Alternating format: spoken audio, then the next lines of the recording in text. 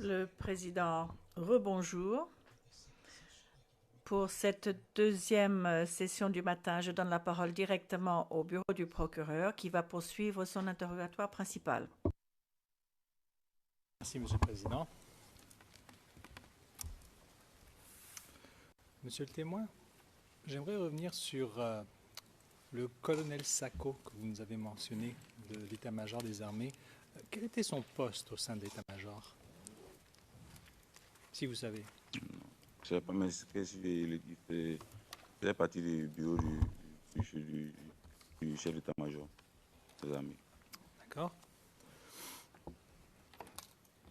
Et vous nous avez mentionné avant la pause que lorsque vous étiez cantonné à Azito, vous avez fait des fouilles et des perquisitions. Vous avez mentionné 2 mosques. Est-ce qu'il y avait d'autres types de fouilles que vous avez effectuées à cette époque-là? Il y a des domiciles privés. De qui?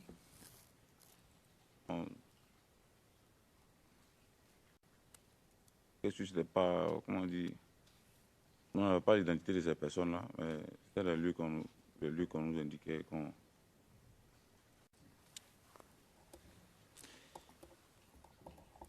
Et ces fouilles étaient où exactement? Dans quelle commune? Taïpou.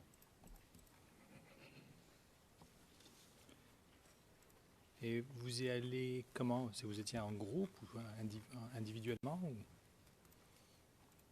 Les éléments qui étaient désignés, on n'allait jamais sur ça, on partait au moins à 4 personnes minimum.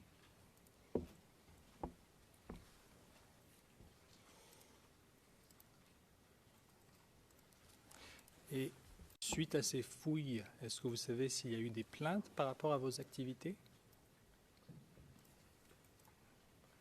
Normalement, oui. Et pour les 2 mosquées dont je parle, en tout cas, salle de la mosquée, bon, ils sont pleins en tout cas. Et suite à leur plainte, qu'est-ce qui s'est passé aux membres du GPP? Qu'est-ce qui leur est arrivé? Rien ne s'est passé en tout cas.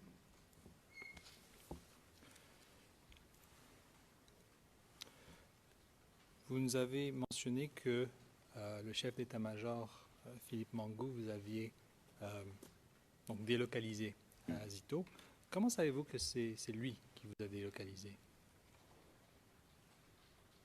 Le jour de notre départ de Marie-Thérèse, je dis que d'abord on avait eu précédemment on avait déjà eu des affrontements avec les syndicats des transporteurs de la Djamé.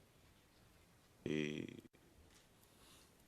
moi qui a suivi aussi, on a eu un affrontement avec les demandes de l'école de certains policiers. Si on nous avait demandé de quitter ces lieux-là pour aller à Azito, qui était vraiment en pleine brousse, nous on a refusé de quitter les locaux. Donc les policiers étaient venus pour nous déloger par la force. Parce que le maire même de la commune d'Adjamé, comme il a dit, c'est Issou Sila qui était un maire du RDR, lui était hostile à notre présence.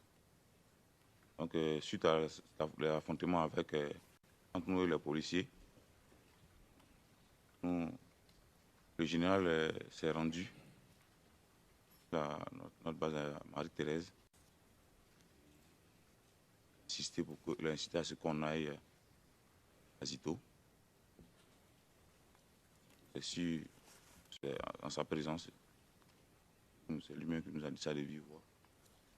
Et c'est là qu'on a accepté d'être délocalisé. Je m'excuse, je regardais le nom du maire d'Adjamé, je ne pense pas qu'on l'a eu sur les notes. Pouvez-vous le répéter? Issouf Sila, Y-O-U-2-S-O-U-F,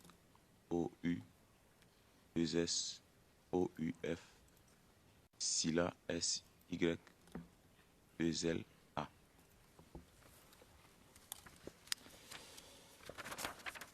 Bon, et pouvez-vous nous dire combien de temps est-ce que vous êtes resté cantonné à Azito?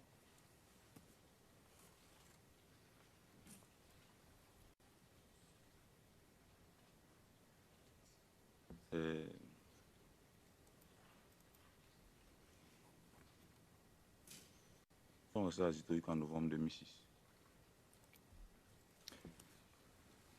Et que s'est-il passé? Pourquoi est-ce que vous avez quitté Azito? On a eu des affrontements avec la population.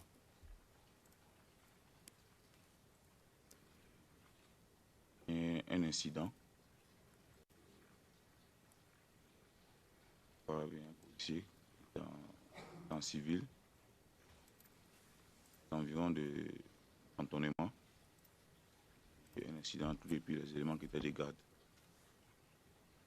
Je crois qu'il a été désarmé, même donc il se rend compte que c'est le police.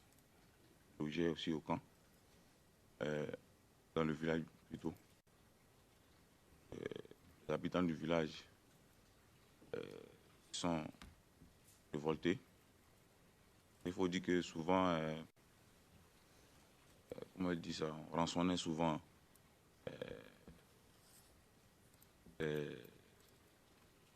halogènes la population halogène qui résidait dans le village, commerçants, qui on partait prendre souvent des vivres additionnels lorsque celles qu'on devait recevoir avaient du retard. Donc, c'était le cumul de tous ces frustrations à l'encontre de la population qui a explosé. Il y a eu des affrontements avec la population. Par la suite, les autorités militaires ont procédé à notre extraction vers l'école de gendarmerie et l'école nationale de police.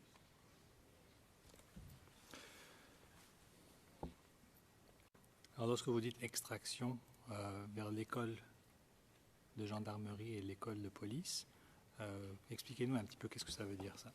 Bon, c'était les unités de la police et de la gendarmerie qui sont venues nous interposer entre nous la population. Oui, c'est deux lieux. Et une fois qu'ils vous ont conduit à ces deux lieux-là, que s'est-il passé? Est-ce que vous êtes resté là ou vous avez été cantonné ailleurs? Nous sommes restés là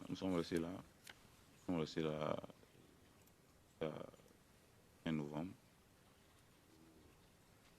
Nous avons été libérés. Ceux qui étaient à l'école de police sont restés un peu plus que nous.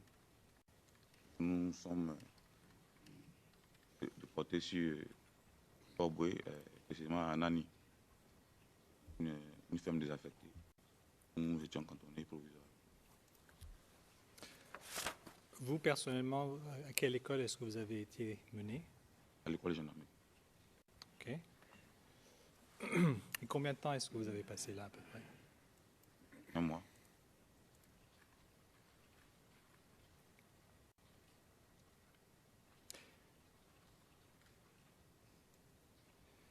Et pendant ce mois, à l'école de gendarmerie, qu'avez-vous fait là? Pendant ce mois, on faisait des exercices militaires. On était sous la supervision des sous-officiers. Sous-officiers. De notre encadrement.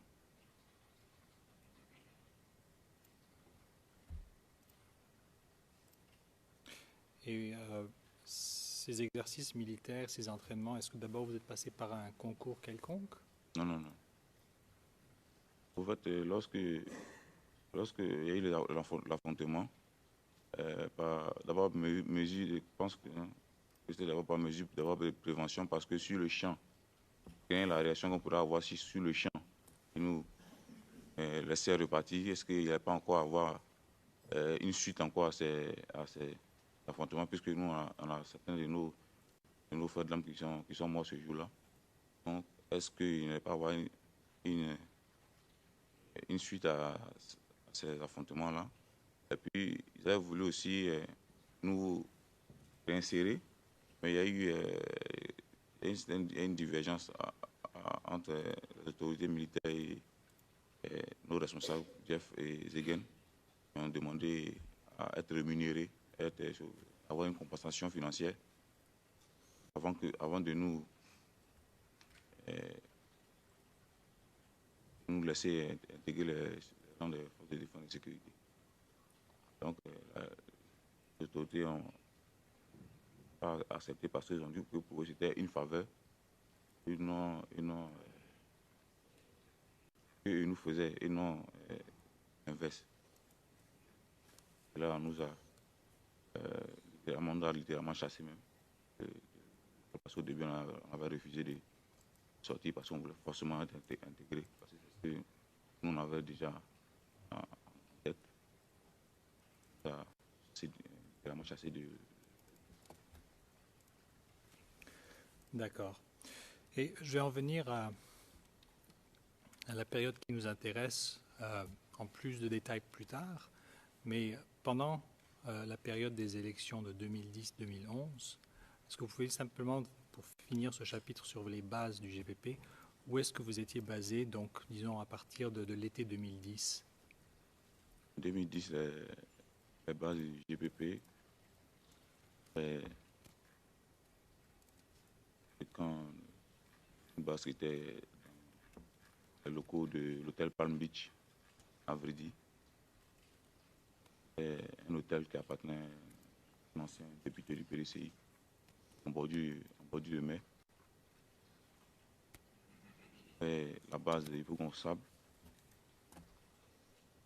avait aussi la base d'Adiamé aussi. La base de Pronto aussi à Agnama.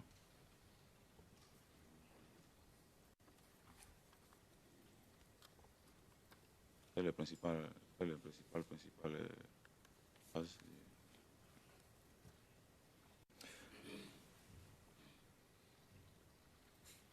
Vous avez dit l'hôtel Palm Beach à... Vridi Pobwe.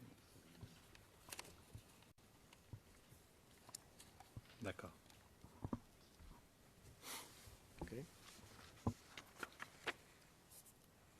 Comme je l'ai dit, nous reviendrons sur 2010 tout à l'heure. Maintenant, j'aimerais passer à un autre sujet. Vous nous avez parlé de la FECHI tout à l'heure. Est-ce que vous, personnellement, vous étiez membre de la FECHI? Non. Pouvez-vous nous expliquer un petit peu s'il y avait une relation entre le GPP et la FECHI, en commençant au moment de la création du GPP en 2003?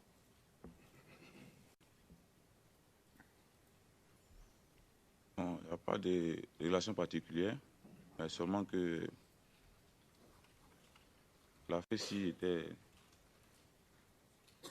un mouvement étudiantin scolaire qui était aussi, qui recevait aussi des instructions de même, comment ça dit, de la Galaxie patriotique aussi, parce que la majorité des membres de la Galaxie patriotique étaient des anciens, soit militants ou soit dirigeants de la FECHI.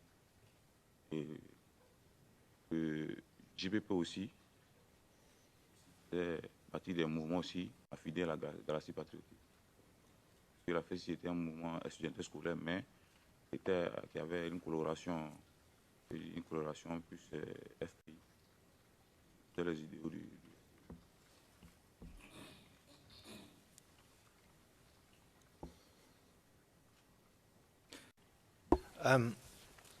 Your Honours, Maître Shea, Monsieur le Président, je crois qu'il y a un petit problème. Je ne sais pas si on peut trouver une solution. C'est concernant la manière dont le témoin s'exprime. Évidemment, chacun a sa façon de s'exprimer et il serait peut-être difficile de trouver une solution, mais je me demande si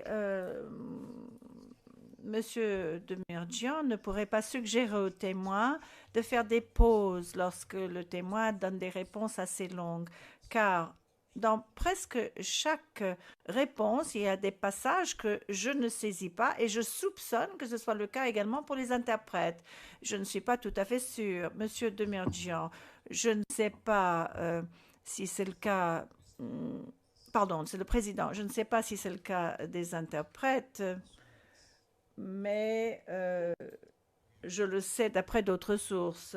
Monsieur le témoin, vous avez compris ce qui vient d'être dit. Nous ne sommes pas tous francophones. Donc, je vous demande de bien vouloir faire un effort, si vous le pouvez, de vous exprimer clairement et d'articuler chaque mot, car autrement, nous risquons de perdre certains passages de vos réponses. Le procureur, allez-y. Donc, ok, je vais me répéter alors. Pas cette fois-ci, mais s'il y a besoin, on vous demandera de répéter. De toute façon, en français, dans les notes sténographiques, il n'y a pas trop de problème. S'il y a un problème, je vous demande de clarifier. Vous nous avez dit que la FECHI était un mouvement scolaire qui avait une coloration plus FPI. Est-ce que vous pouvez nous expliquer ce que vous voulez dire par là?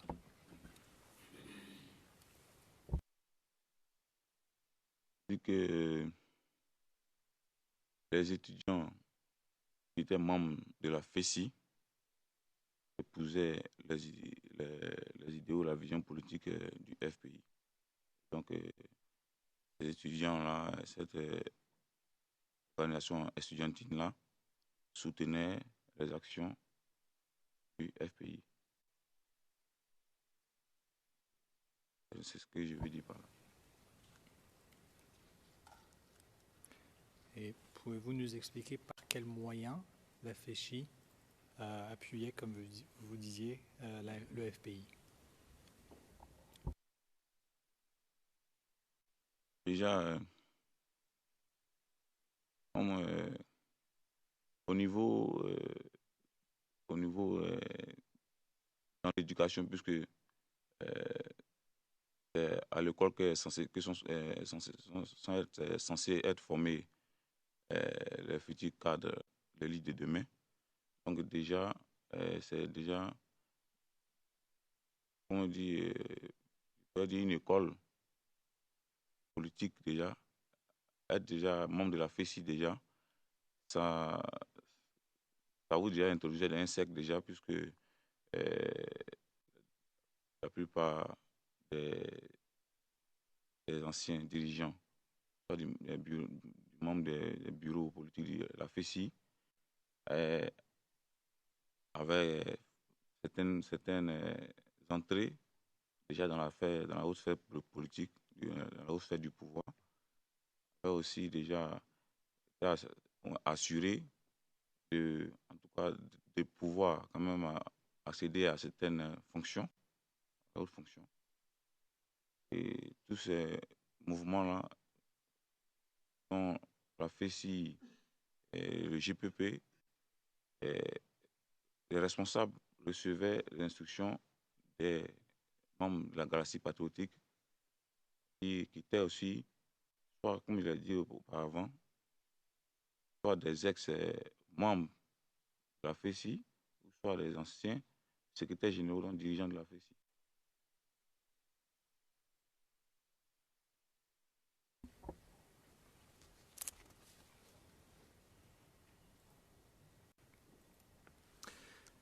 Est-ce qu'il y avait d'autres mouvements étudiants à part la FECI à cette époque?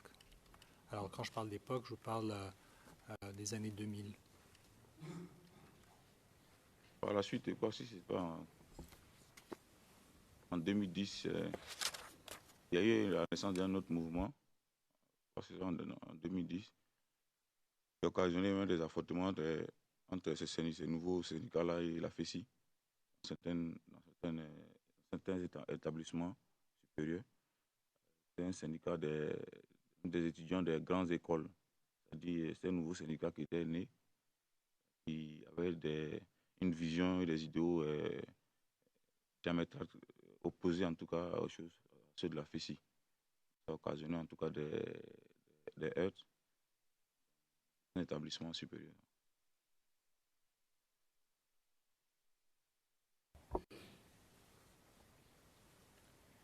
Est-ce que, juste pour que je comprenne là, est-ce que tous les étudiants au sein des universités faisaient partie de la FECI? Non, non, non. Ce pas tous les étudiants. Sûrement que lorsqu'il y avait des mots d'ordre, par exemple, de grève ou des cessations des cours qui venaient de la FESI, tous les étudiants et les enseignants étaient obligés d'obtempérer. Les membres de la FESI se rendaient dans ces établissements-là et procédaient à l'évacuation manu militari des étudiants.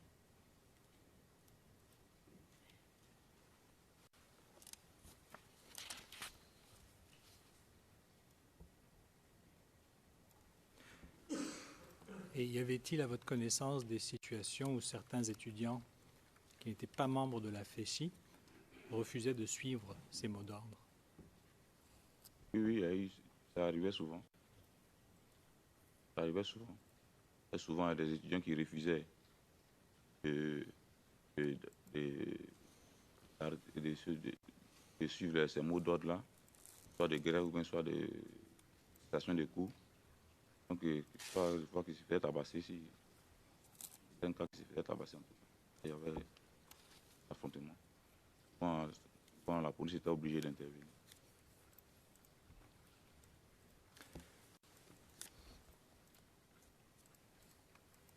Et comment savez-vous qu'il y a eu ce genre d'affrontement? Il faut dire qu'il y avait des éléments parmi nous, GPP qui étaient en même temps aussi des étudiants, qui étaient aussi, parce qu'il faut dire que la FESI, ce n'est pas forcément à l'université, il y a dans les lycées et collèges aussi.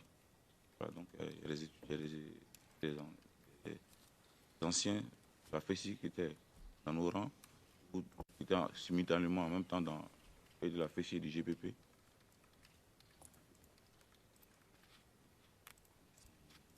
Des échanges. Et nous aussi, on assistait aussi souvent, bien vrai qu'on n'était plus sur les bancs, mais ouais, quand même, tu vais souvent dans les journaux aussi. Et pouvez-vous nous situer un petit peu dans le temps, dans quelle période se passait ce genre d'affrontement?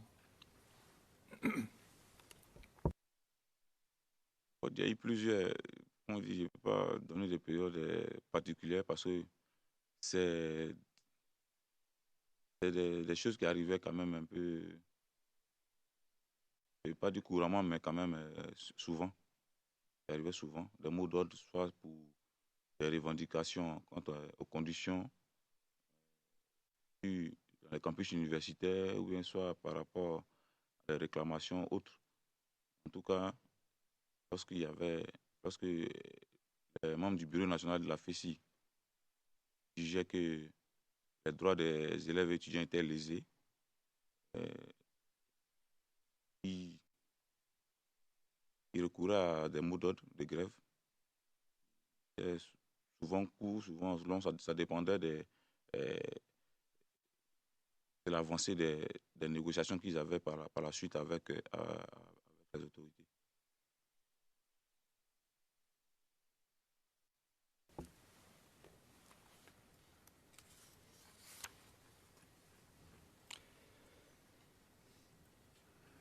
Maintenant, est-ce que vous pouvez nous dire, durant ces années, puisque vous venez de nous dire que vous avez des éléments du GPP qui étaient aussi des étudiants au sein de la FESI, est-ce que vous savez comment la FESI était financée? D'abord, ma connaissance en tout cas, d'abord au niveau des différents ministères des tutelles qui étaient le ministère de l'Éducation nationale, le ministère de l'Enseignement supérieur et de la Recherche scientifique.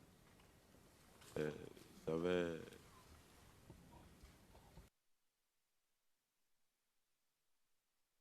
les subventions.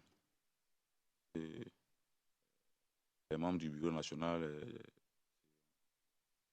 soit des sections, soit dans les directions régionales, l'éducation nationale, recevaient des subventions. Et aussi, puisque ils étaient des canaux d'expression des idéaux et recevaient des aides aussi.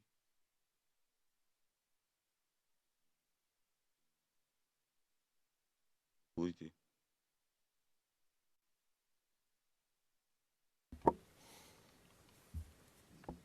Lorsque vous dites de certaines autorités, est-ce que vous avez un exemple concret ou une personnalité? Comme je l'ai dit auparavant déjà, les membres de la Galaxie patriotique étaient même des anciens membres ou des anciens dirigeants de la FESI. Donc, étant dans des personnalités politiques ou soit des cadres, hauts cadres de l'administration, donc le bureau national qui était d'actualité était comme leur filleul.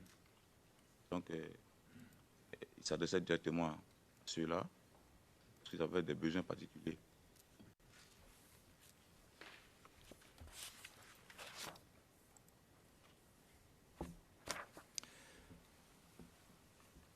Est-ce que vous connaissiez des membres prominents au sein de la FESI, soit des secrétaires généraux ou bien des adjoints, personnellement, je veux dire?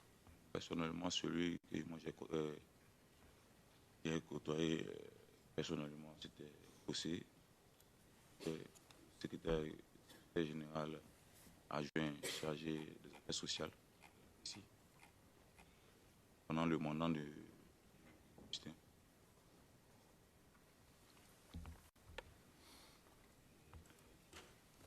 Secrétaire général de la cité, la résidence universitaire de Adjamé.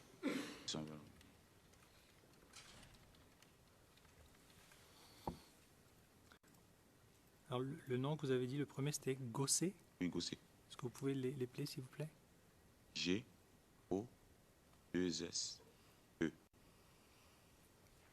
Y a-t-il un prénom? Non, son prénom.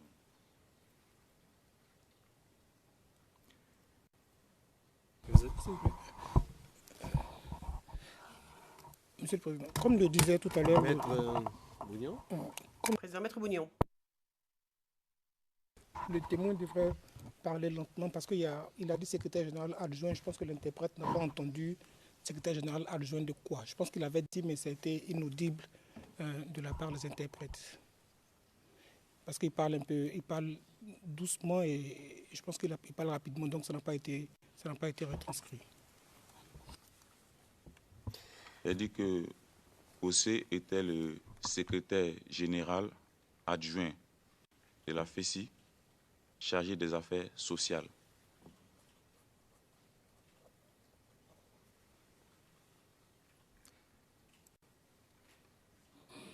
Et juste pour que je comprenne un petit peu, c'était secrétaire général adjoint, vous avez dit au temps de Augustin Mian. Oui, oui. Et donc, il était à quel niveau? Il était dans le bureau national.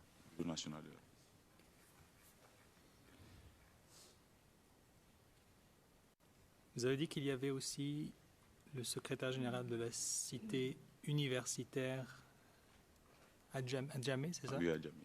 Et de qui s'agit-il? On appelait Fantôme. Son nom à l'état civil, mais on appelait Fantôme.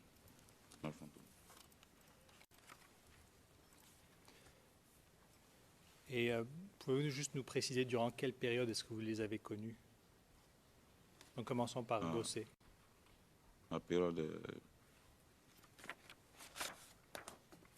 2009-2010. Lorsque j'ai commencé à travailler plus étroitement avec Boiseau.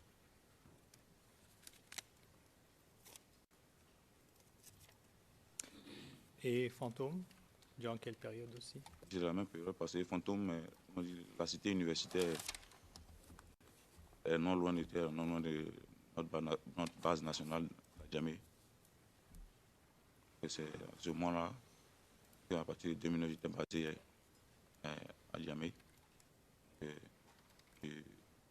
On se côtoyait quand même. C'est souvent.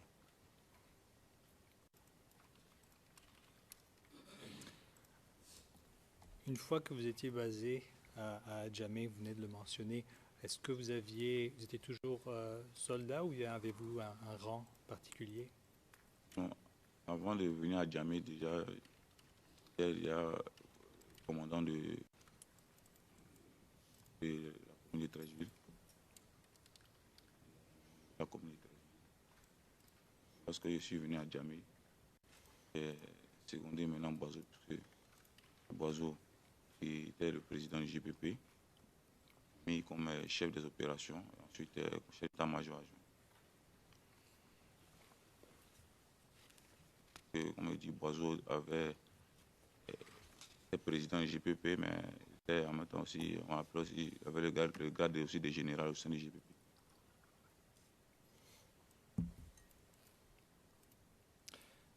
Donc, à Djamé, dans quelles circonstances est-ce que vous aviez, que vous connaissez, comment avez-vous connu le général Fantôme? Comme je l'ai dit, la cité universitaire n'étant pas éloignée de notre base nationale qui était à Djamé. Et qu'il y avait aussi des éléments résidant à la cité, et aussi des éléments GPP. Et que souvent, on s'asseyait ensemble, on discutait ensemble, soit on partait prendre, soit manger ou bien prendre un pot ensemble en tout cas.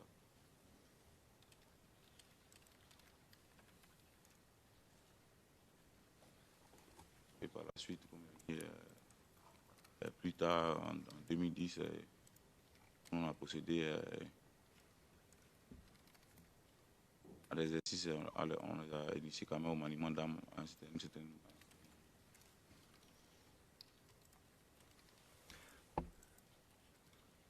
Alors, qui exactement est-ce que vous avez entraîné au maniement des armes?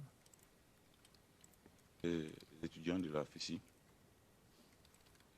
des jeunes aussi, qui venaient des différents mouvements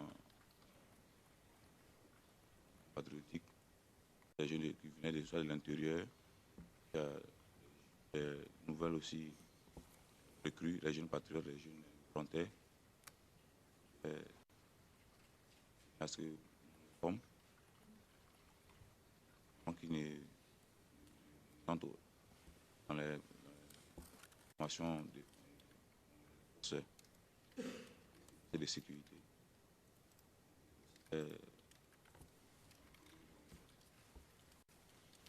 Ce modèle-là, on a eu ce modèle-là à partir de septembre, et en prélude aux élections, parce que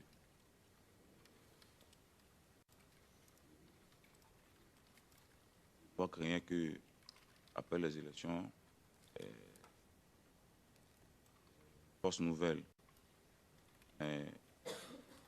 essaie de reprendre le pouvoir par la force comme ils l'ont fait en 2002.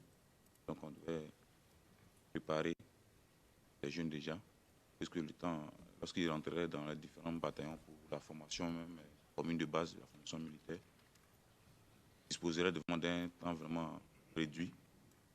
Ils allaient apprendre les bases, ils allaient maintenant.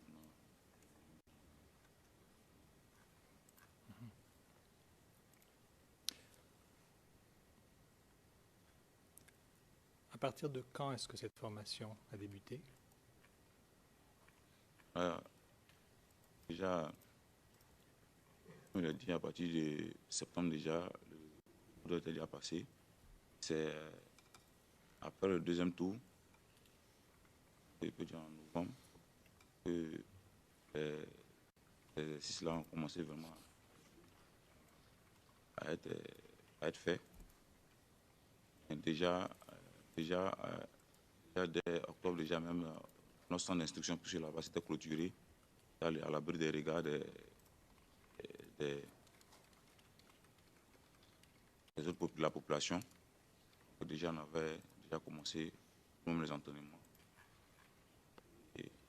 Et de novembre, là, il y avait l'affluence même de l'intérieur. Là, on ne peut plus vraiment le cacher parce que il y avait tellement de monde. It's twice inaudible. Président, c'est tout à fait inaudible. Novembre, on ne sait pas. Après, on n'a plus de traduction. 2 fois inaudible dans une phrase. J'ai dit que c'est après le premier tour déjà. Après le premier tour, donc au mois de novembre, les exercices militaires là commençaient à être effectués. Nous déjà, en octobre, déjà, nous on avait déjà commencé les entraînements au niveau du centre d'instruction, parce que là-bas, l'endroit est clôturé, la clôture est assez grande, et puis à l'abri des regards des populations.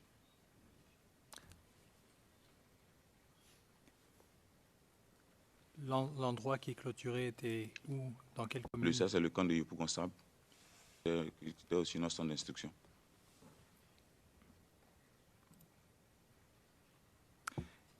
Et de qui venaient les instructions pour former ces jeunes de la FESI? Au mois de septembre, d'abord, il faut dire qu'au mois de septembre 2010, nous avons effectué une marche de protestation, une marche pacifique, parce que on n'avait pas encore reçu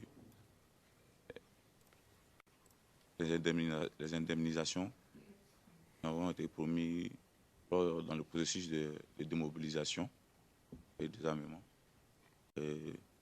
Donc, les élections approchaient et on savait pertinemment que, forcément, si des élections y résultaient vraiment des affrontements, on allait vraiment nous faire appel. On n'allait pas refuser aussi parce que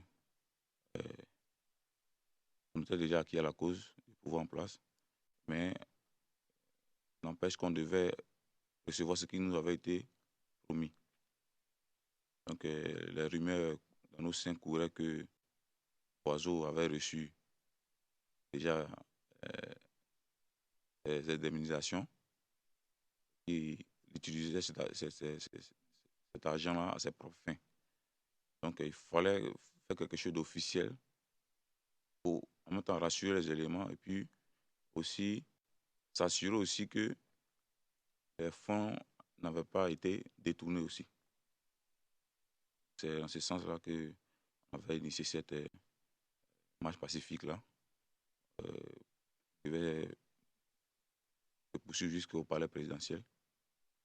Et par la suite, c'est l'un des membres de la Galaxie patriotique, Abbas Talon, venu de la base à Djamé, avec un message qui disait provenir de M. Charles Blé Goudé. Et il nous demandait de nous tranquilliser, de nous rassurer que le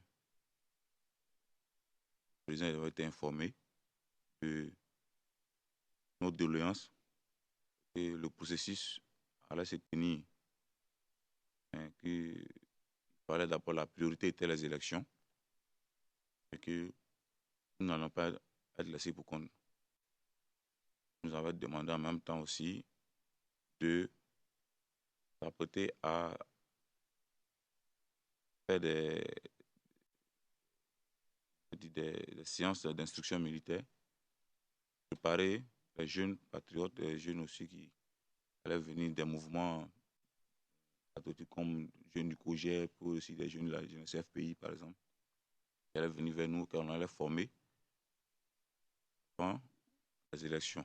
Parce qu'il allait y avoir un mot d'ordre officiel, mais à ce moment-là déjà, il faut que ces jeunes-là soient déjà opérationnels.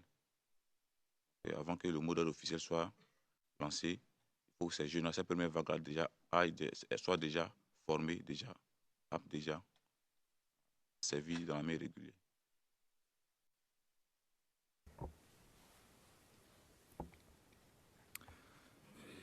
Alors tout d'abord, vous nous avez dit qu'il y avait des rumeurs qui couraient comme quoi Boiseau avait reçu des indemnisations.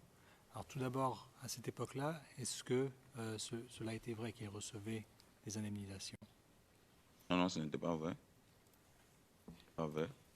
Il recevait juste le minimum pour pouvoir assurer la nourriture des éléments qui étaient de permanence à la base. Puis, les frais généraux. Voilà.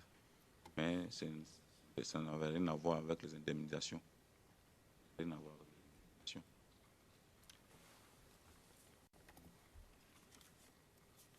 Alors, toujours au mois de septembre 2010, hein, vous disiez qu'il recevait le minimum, hein, pour assurer la nourriture, etc. Il recevait ça de qui? Ce qu'il m'a dit, c'est qu'il adressait, comme on a dit là, il adressait un courrier au secrétariat de la première dame. Et Boiseau m'a rapporté. On m'avait demandé de préciser. Et par la suite, il recevait l'argent. Parce que lui-même, il était déjà connu de l'autre, puisque il était membre, comme il a dit, il était membre du FPI aussi. Parce qu'il adressait cette demande-là, il recevait, il avait des retours favorables.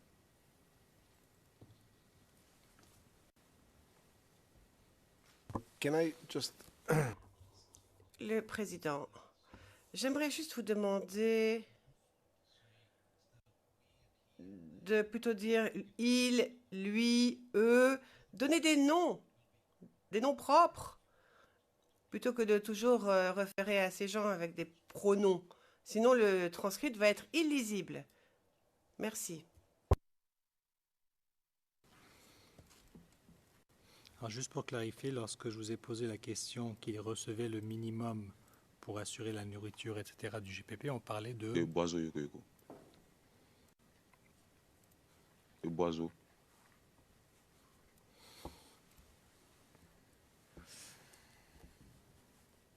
Vous avez mentionné... excuse me, the question. Président, 1 minute. D'abord la question, ensuite la réponse.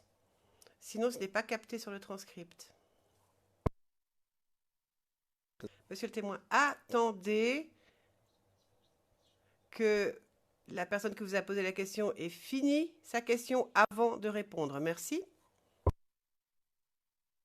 Il faut vraiment faire une petite pause de quelques secondes, peut-être compter jusqu'à 5 mentalement avant de répondre à ma question. Vous avez mentionné un membre de la galaxie, Aowa Stallone. Oui.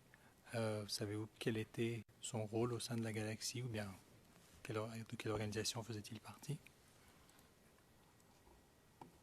Non, je ne sais pas quel était son rôle au juste. C'était l'un des proches de Chablé Goudé. Il faisait partie des membres influents de la galaxie patriotique. C'était un regroupement des leaders de jeunesse proches.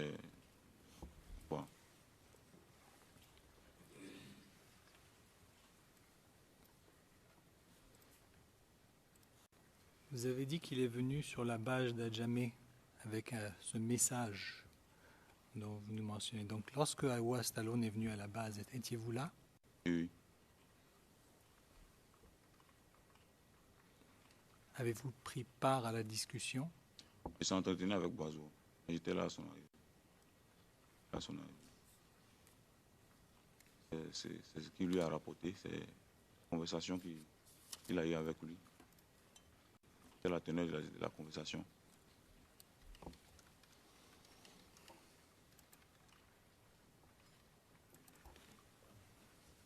Vous avez dit que vous étiez là. Est-ce que vous avez entendu une partie de la conversation ou toute la conversation? C'est lorsqu'il est arrivé, il a demandé à voir Boiseau. Et il avait un message pour lui. Donc, moi, j'ai pas...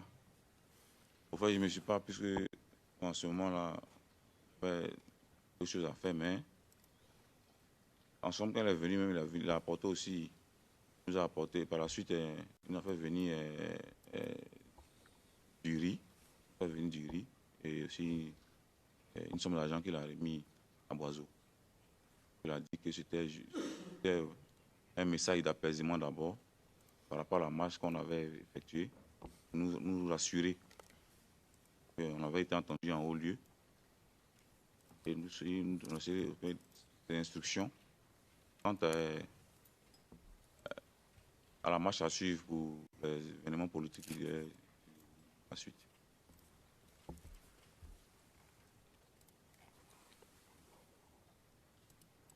Pardon. Tout à l'heure, lorsque vous avez parlé de Aowa Stallone, vous avez dit qu'il vous a demandé de vous tranquilliser et que le président était informé de vos doléances. Oui. Alors, juste pour clarifier, de quel président s'agissait-il? Le président de la République, M. Gbagbo. Parce que lorsqu'on a fait la marche, le but était d'aller par le présidentiel. Mais en ce moment-là, le président était à Yamoussoukro. Et il y avait les unités de la police qui nous avaient interceptés, dispersé nos éléments, pour nous rassurer. On avait été entendu et que le but de la marche avait été atteint puisque le président avait été informé de cette marche-là et des raisons poussées à l'organiser.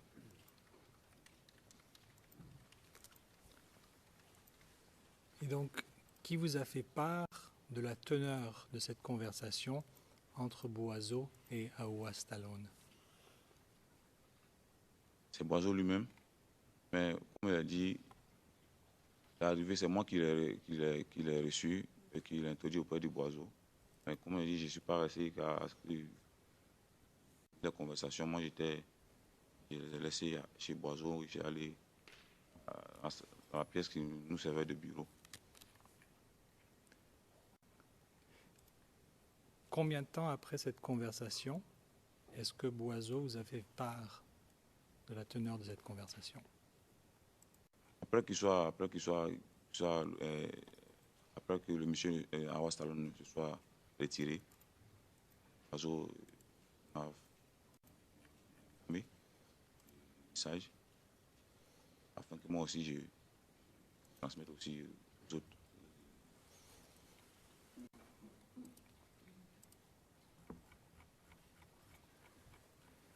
Je m'excuse, je retourne à votre réponse de tout à l'heure.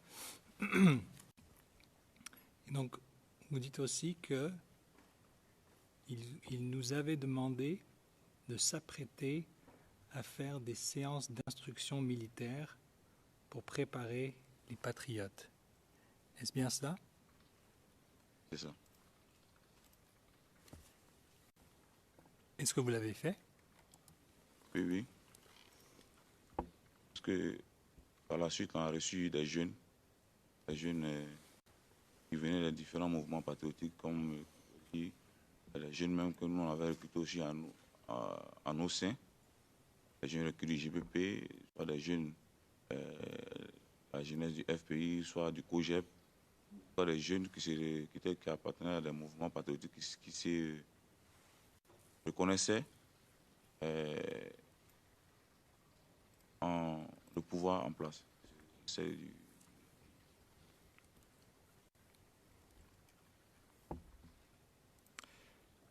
Alors, quel genre d'entraînement est-ce que vous avez fourni à ces jeunes? On les formait au maniement d'armes, des armes de guerre, exercices physiques. Et puis, on a aussi on appelle militairement l'ordre serré, c'est-à-dire les différents comportements au sein du camp, la discipline militaire, les différents langages codés de l'armée.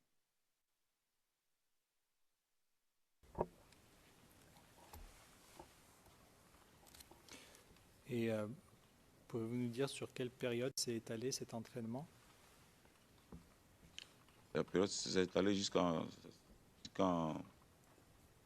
décembre. C'est en décembre que les jeunes ont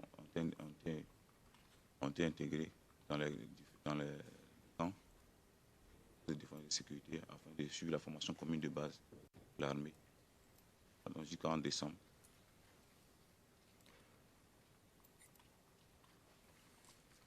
Combien de jeunes ont été formés de cette façon?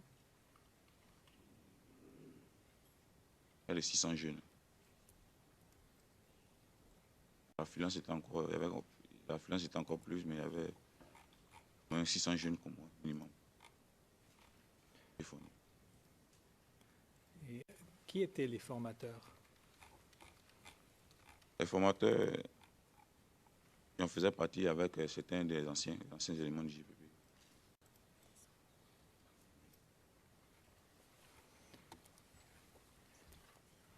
Pour le maniement des armes, est-ce que vous aviez des... Combien d'armes est-ce que vous aviez pour les former? On avait les pistolets automatiques.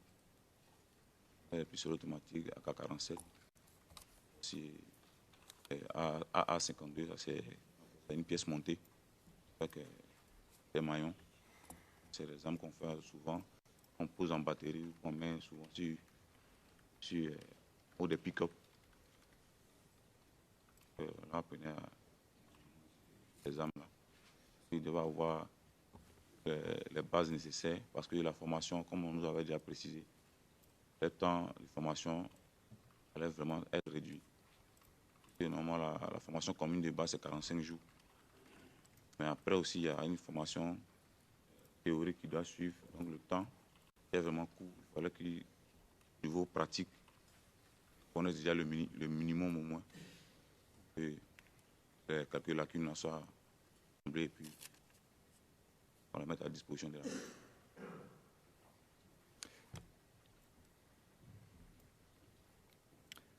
Maintenant, pour cette formation, est-ce qu'il y avait besoin de ressources financières?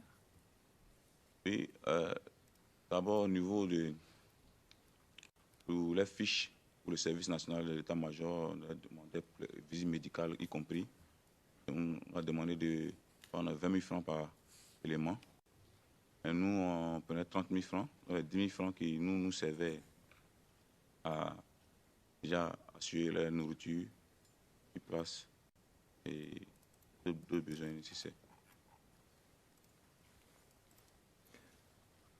Et ces 30 000 francs venaient de qui? Ces 30 000 francs, c'était chaque élément, chaque personne, chaque recrue qui venait avec cet argent. Il y avait 10 000 francs pour nous et 20 000 francs qu'on remettait au service national des armées qui servait pour faire des visites médicales et d'autres.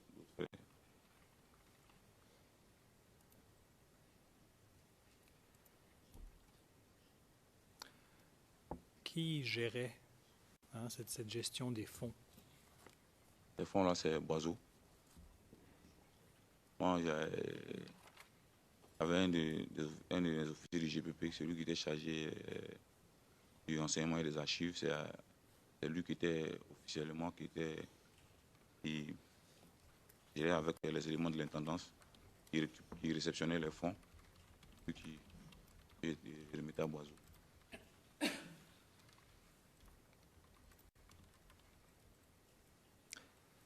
Comment s'appelait-il, cet individu? Hachi Gaudens. Hachi, A-C-H-I. Gaudens, G-A-U-D-E-N-S.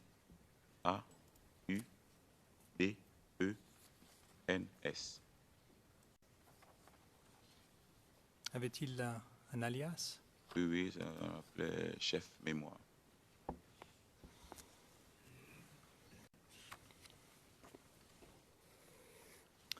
J'aimerais qu'on fasse un petit retour dans le temps, puisqu'on parle de financement. Plus tôt, vous nous aviez mentionné qu'en 2003, lorsque Grosguet avait créé le GPP, il recevait des fonds de Charles Légoudet. Pouvez-vous nous dire comment vous savez cela et comment il recevait ces fonds?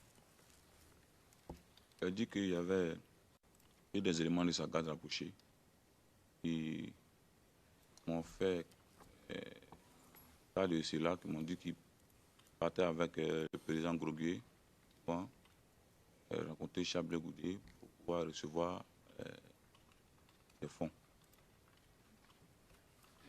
J'ai nommé Bailly Tapé Donald et Nyaka Auré Michel. Et est-ce que vous savez où Charles Grosguet allait pour recevoir ces fonds? On ne m'a pas précisé. On n'a pas précisé.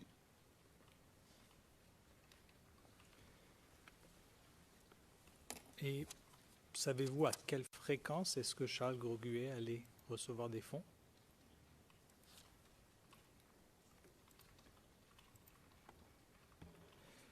Est-ce que, à votre connaissance, Charles Blégoudet était la seule source de financement du GPP? Non, parce que étant un groupe paramilitaire, moi souvent, nos dirigeants aussi, des fois, s'en référaient souvent aussi au ministre de la Défense, qui était en fonction.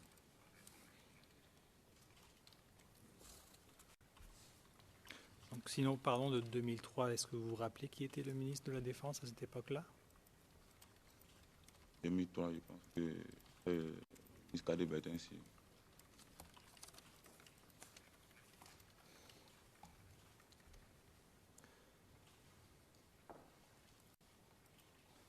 D'accord.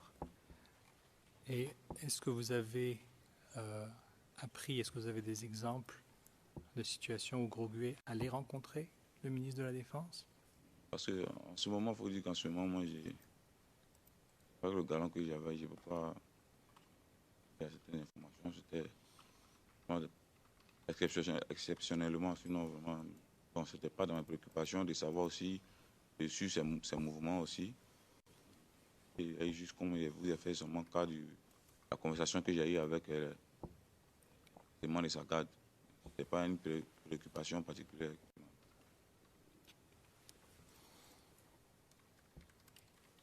Juste un petit instant, s'il vous plaît.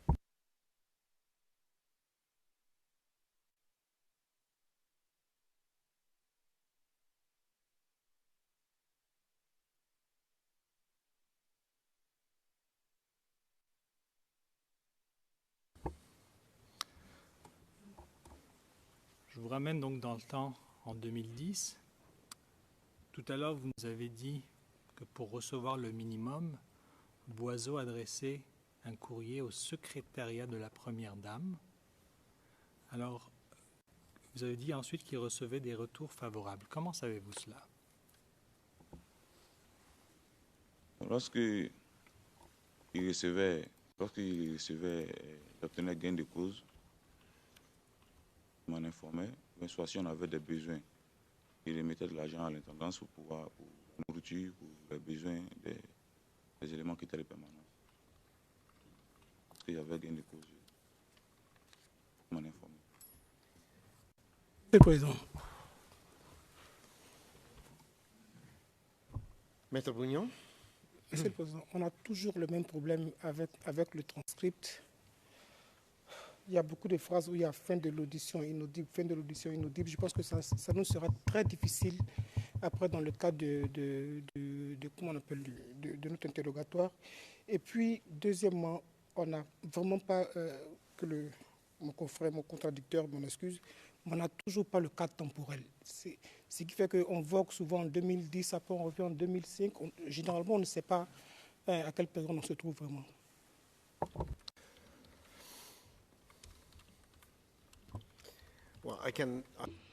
Le président, je ne peux mieux faire que de répéter ma demande auprès du témoin qu'il s'exprime plus clairement.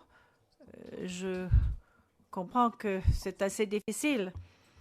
Monsieur Demirjian, depuis quelques minutes, il n'y a pas eu mention de mots inaudibles. Le président, si, il y en a eu plusieurs. On voit incompréhensible. Dans la version anglaise, on voit inaudible, incompréhensible, etc. à plusieurs reprises.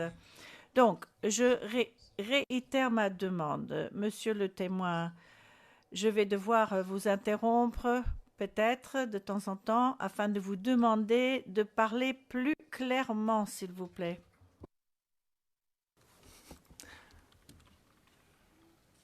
Alors, vous venez de nous mentionner que lorsqu'il y avait gain de cause, Boiseau vous en informait. Alors, la question que j'ai, c'est pourquoi il s'adressait à la première dame pour recevoir ces fonds? Sorry. Maître Hocher, il ne s'agissait pas de la première dame directement, mais plutôt le secrétaire de la première dame. Il a dit qu'il s'adressait au secrétariat. Alors, la question, c'était pourquoi? Bon, d'abord,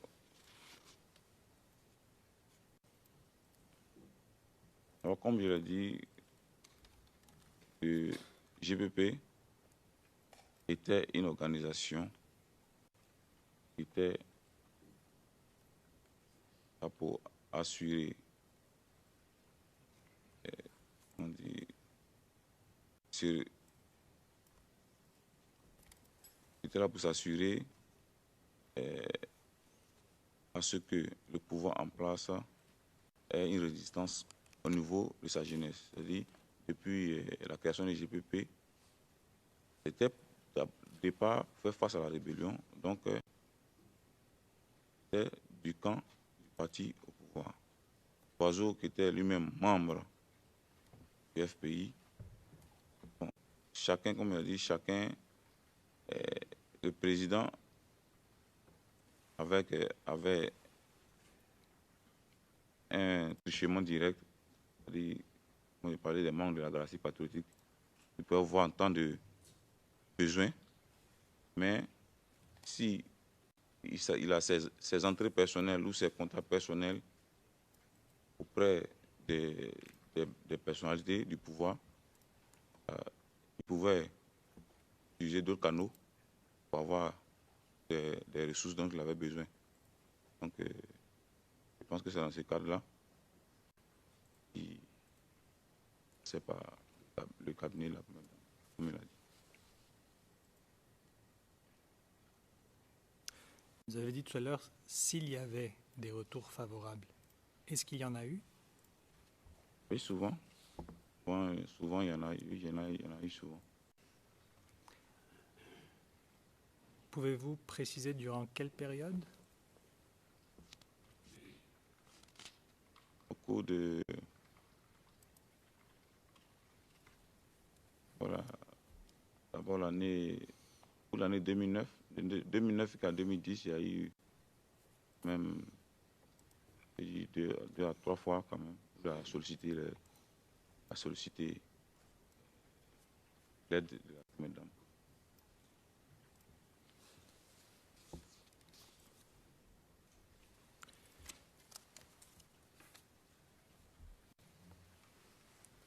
Est-ce que vous êtes au courant des montants qu'il a reçus? Il y a une fois, on a dit qu'il avait des retards de loyer. Il avait des retards de loyer, puis les éléments aussi.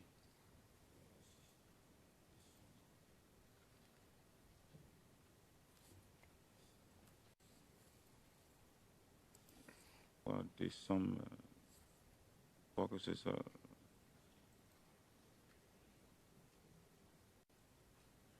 Le premier trimestre 2009. Premier trimestre 2009. Il avait des retards de loyer avec le propriétaire du local qui nous servait de bureau et puis de choses. Et là, il a reçu une aide de 500 000 francs. 500 000 francs CFA.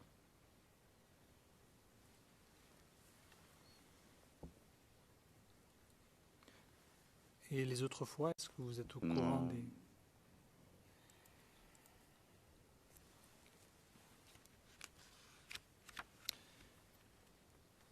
Et est-ce que vous avez... The witness mumbles, so we don't... Le témoin murmure, grommelle un peu, enfin on ne sait pas très bien. Parce que ce qu'il dit, parce que de toute façon, il ne s'exprime pas très clairement. Pas? Il a dit que c'était la fois où j'ai eu connaissance de la somme. C'était une somme de 500 000 francs ça remontait au premier trimestre 2009. D'accord. Est-ce que vous savez comment ou dans quel format ces fonds étaient remis? C'était de l'argent en espèces. C'était de l'argent en espèces. Et seulement en espèces? La somme, en tout cas, les 500 000 francs dont je parle, c'était en espèces en tout cas. Et les autres sources de financement que vous receviez, vous avez parlé par exemple de Charles Bégoudé plus tôt. Est-ce que c'était aussi en espèces ou en autre format? Oui, c'était en espèces. Est-ce que vous savez pourquoi c'était reçu en espèces?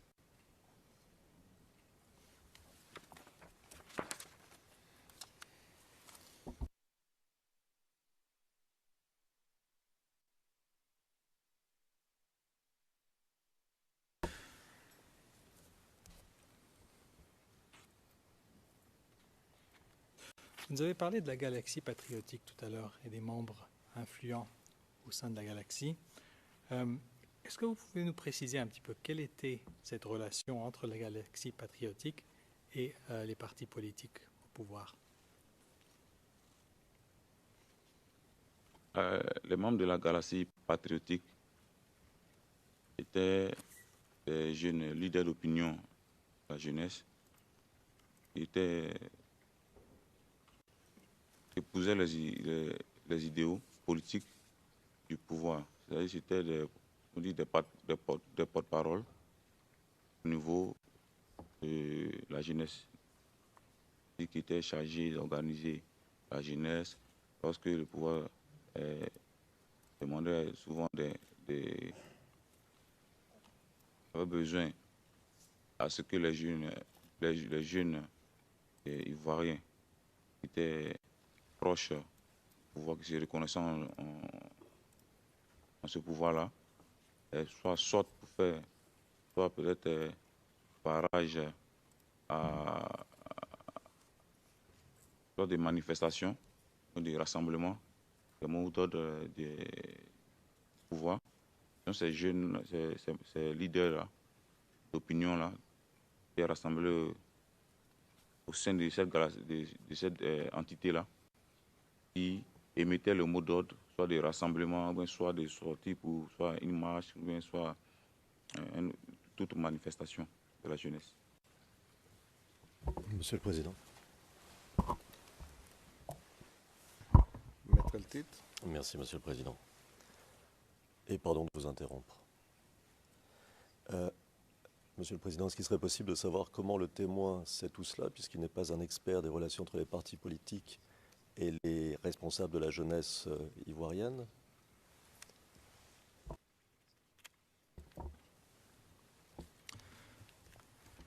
Mr. Prosecutor. Le président, monsieur le procureur, monsieur de Verdian, je demande tout d'abord au témoin de répondre à un certain nombre de questions et ensuite je lui demanderai quelle est sa source pour ces différents éléments. Mais si vous permettez. Alors à ce moment-là, la question doit être posée autrement. Elle est posée comme s'il était posé à un expert.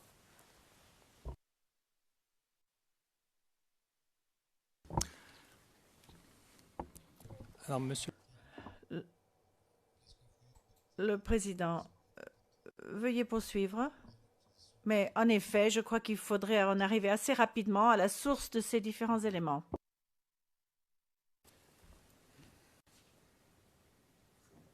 Alors, monsieur le témoin, comment savez-vous, quelle est votre source d'information en ce qui concerne ces relations entre les membres de la galaxie patriotique et les partis politiques au pouvoir?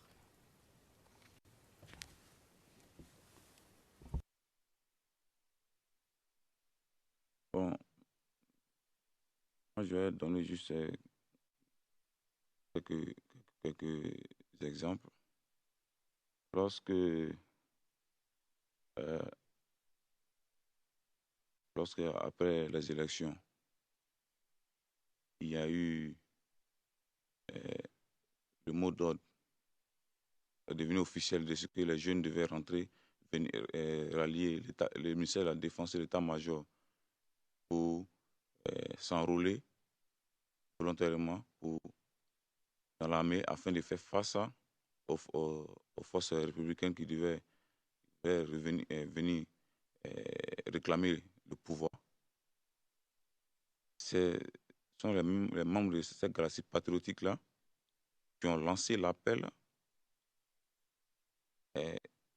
à la jeunesse. Mais l'appel à la jeunesse au profit du pouvoir pour venir faire obstacle à ceux qui voulaient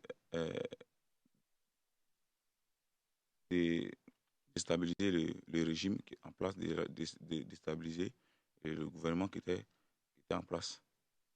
Donc ce n'est pas le président qui est venu s'est mis à la télévision pour demander aux jeunes de venir se faire enrôler afin de faire face militairement aux forces républicaines de Côte d'Ivoire. Et ce n'est pas aussi le président ni une autre autorité politique directe qui est venue lancer aussi le mot d'ordre aussi de bloquer les chars de l'ONU, par exemple. Mais c'était plutôt les membres de la galaxie patriotique qui ont émis ces mots d'ordre-là, mais dans l'intérêt du pouvoir. Juste pour clarifier, lorsque vous dites après les élections, vous parlez des élections de quelle année? Je parle des élections de 2010. D'accord. Maintenant, vis-à-vis... Excuse me, but I don't... Le président, un instant. Je ne pense pas que le témoin ait répondu à la question, à savoir quelle est la source de cette information. Oui, monsieur le témoin, est-ce que vous pouvez nous expliquer comment vous saviez cela? Donc cette relation, ce que vous venez de nous expliquer là, c'est qu'après les élections, le mot d'ordre est venu de s'enrôler non pas par le gouvernement, mais ce sont les membres de cette galaxie patriotique. Alors comment vous le savez ça?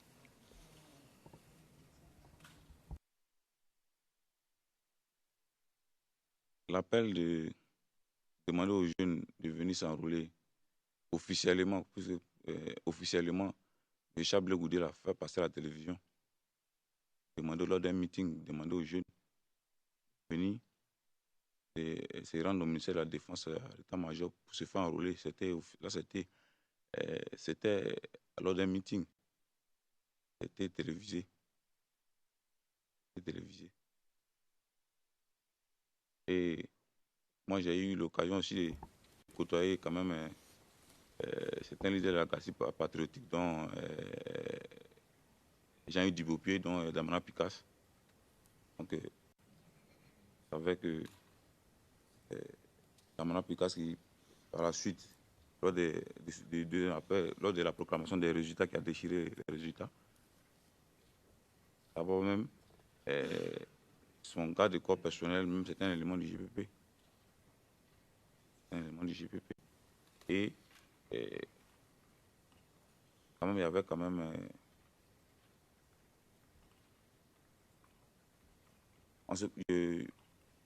j'avais quand même des entrées auprès de lui. Dans la période, par exemple, mentionné lors de mon interview, il y a eu une période où moi j'ai reçu des armes de sa part. À faire en tant que membre de cette même galaxie patriotique-là, en tant que aussi proche aussi du pouvoir. Il représentait quand même à la CI, il représentait le FPI à la CI en tant que commissaire général de la CI.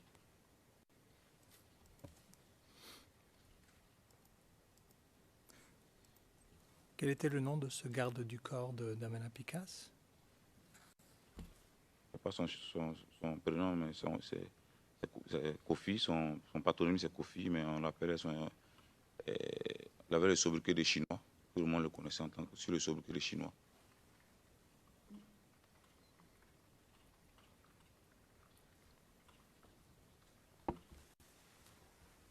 Je reviendrai sur cet épisode un peu plus loin.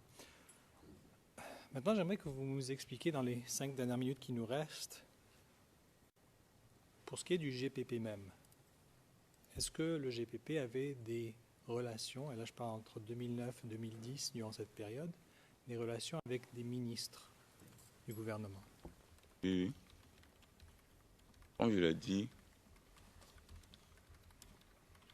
lorsqu'il y a remaniement ministériel, je dis le GPP pouvait s'en référer au ministre de la Défense, ou des fois au ministre de la Sécurité même, pour des problèmes, puisque depuis la création du GPP, nous intervenons pas du temps que dans le domaine sécuritaire, en tant que supplétif aux forces de défense et de sécurité.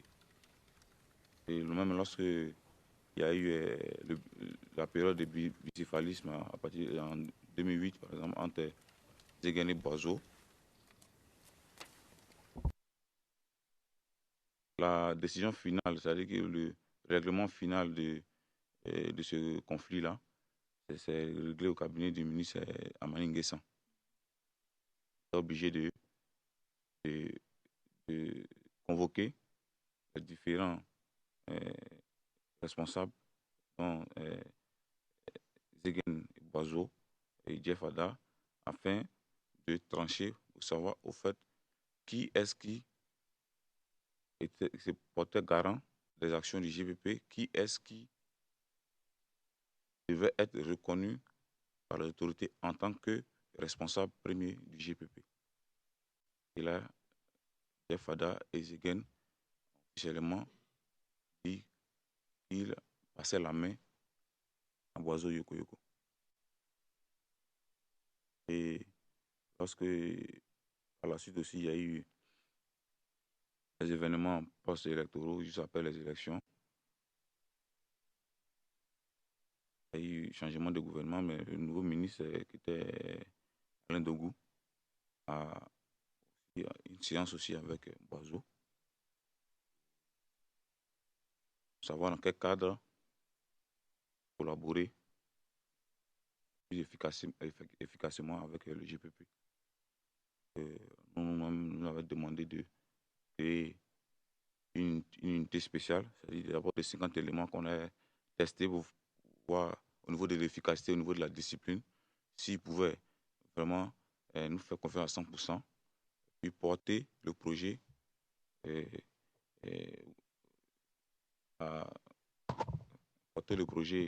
peu plus haut dans la politique, que ce soit une unité par entière comme le SECOS d'alors, comme la BAU, comme chose, en vue de notre réinsertion. Donc cette unité-là même, on avait baptisé Légion ivoirienne de sécurité.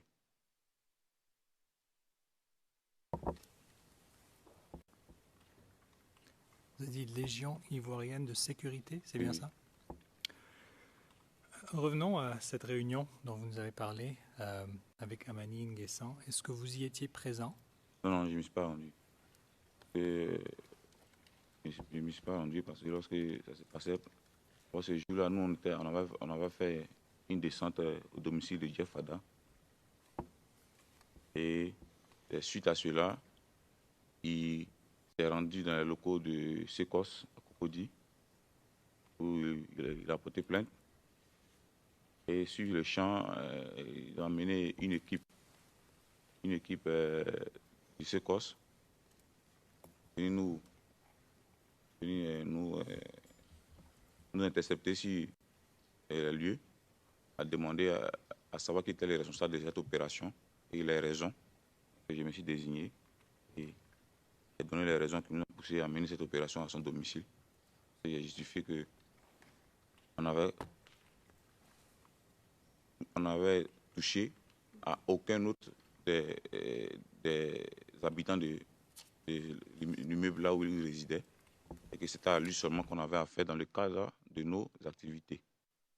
C'est une histoire interne propre au JPP, ça n'avait rien à voir d'une agression criminelle. Et par la suite, le ministre a convoqué des témoins, des responsables, à se rendre au ministère.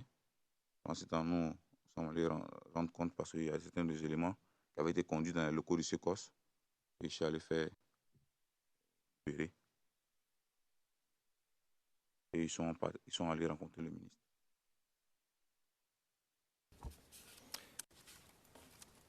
Et qui vous a fait part de la teneur de cette réunion? C'est Boiseau qui a réuni tous les éléments qui étaient à la base et les commandants. Il y a eu une réunion avec les différents commandants qui se reconnaissaient en lui. Une réunion d'information. Je vais faire part de la décision qu'avaient prise Jeff et tous les Egen de se retirer de la direction du GPP, voilà, en présence du ministre. Donc, ce qui était confirmé officiellement que Bazo était le président du GPP, il n'y avait plus de dissidence.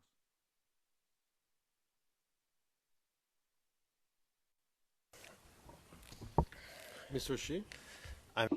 Le président, Maître Shea, je vais commenter un domaine qui ne relève pas de mon expertise, à savoir le domaine linguistique, le président, mais vous vous en sortez plutôt bien, je crois.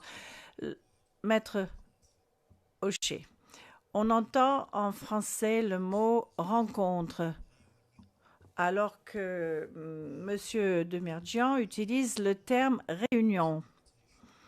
La connotation du mot réunion donne l'impression qu'il s'agit d'une réunion officielle, alors que le mot rencontre pourrait correspondre au simple fait d'aller dans le bureau de quelqu'un et de se parler. Cela n'a pas été transmis véritablement dans la transcription anglaise, car on retrouve le même mot, à savoir le mot meeting, dans la version anglaise. Je pense qu'il faudrait demander à M. Demirjian de demander aux témoins de clarifier de quoi il s'agit. Le président, je ne peux pas véritablement répondre à votre analyse linguistique, et ce n'est d'ailleurs pas le lieu non plus, mais je pense que l'on pourrait demander une clarification de la part du témoin. Et il vaudrait mieux que M. Demirjian utilise les mêmes mots que le témoin et vice-versa. Je constate qu'il est 13 heures. On pourrait peut-être suspendre. M. Demirjian, j'aimerais poser encore une question avant la pause, si vous voulez bien. Le président, allez-y. Pouvez-vous nous dire quand? Vous avez dit 2009, mais c'était quand que cette réunion a eu lieu avec le ministre Amani N'Guessan?